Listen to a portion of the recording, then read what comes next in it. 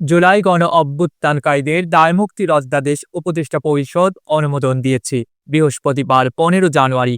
উপদেষ্টা পরিষদে জুলাই গণ অভ্যুত্থান সুরক্ষা ও দায় নির্ধারণ অধ্যাদেশ অনুমোদন দেওয়া হয়। পরে রাজধানীর ফরেন সার্ভিস একাডেমিতে সংবাদ সম্মেলনে আইন উপদেষ্টা আসিফ নজরুল জানান, আগামী 5 থেকে 7 দিনের মধ্যে এ বিষয়ে গ্যাজেট জারি হবে।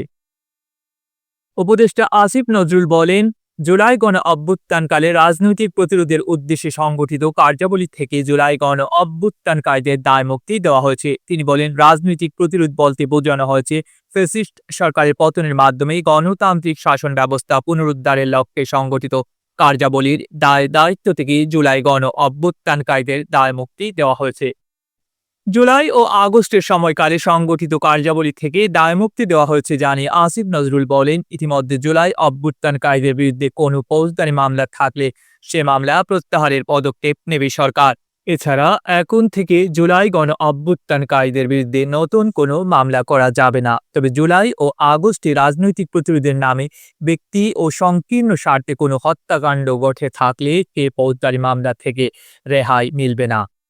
আইন উপদেষ্টা বলেন, জুলাই অভ্যুত্থানের সময় যদি কোনো হত্যাকাণ্ড ঘটে থাকে যেটার সঙ্গে জুলাই অভ্যুত্থান সম্পৃক্ত নয়, লোভের বশবর্তী হয়ে প্রতিশোধ পরায়ণ হয়ে ও সংকীর্ণ স্বার্থে হত্যাকাণ্ড ঘটায়, এই আইনের মাধ্যমে তাকে দায়মুক্তি দেওয়া হবে না। আইনটি তাদের জন্য করা হয়নি।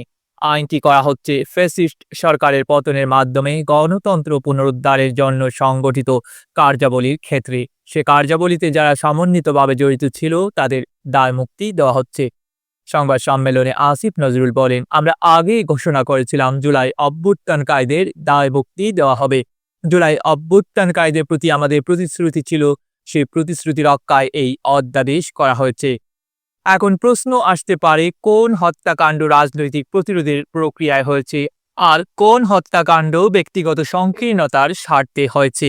একথা উল্লেখ করে আইন উপদেষ্টা বলেন, এটা নির্ধারণের দায়িত্ব জাতীয় মানবাধিকার কমিশনকে দেওয়া হয়েছে। এ প্রসঙ্গে আসিফ নজরুল আরও বলেন, কোনো ভিকটিমের পরিবার মনে করে তার পিতা বা তার ভাই হত্যাকাণ্ডের শিকার হয়েছে, সেই হত্যাকাণ্ডের সঙ্গে ফ্যাসিস্ট সরকারের পতনের কোনো সম্পর্ক ছিল না, তাহলে তারা জাতীয় মানবাধিকার কমিশনে যাবেন।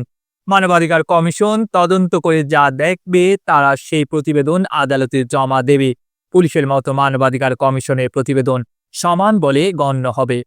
তদন্তে যদি উঠে আসে রাজনৈতিক প্রতিরোধের কারণে এই হত্যাকাণ্ড, তাহলে তাকে দায় মুক্তি দেওয়া হবে। আর যদি ব্যক্তিগত কোনো সংকীর্ণ স্বার্থে হত্যাকাণ্ড ঘটে থাকে তাহলে সেই অপরাধ থেকে কেউ রেহাই পাবে না। ডেস্ক রিপোর্ট, আধুনিক কাগজ।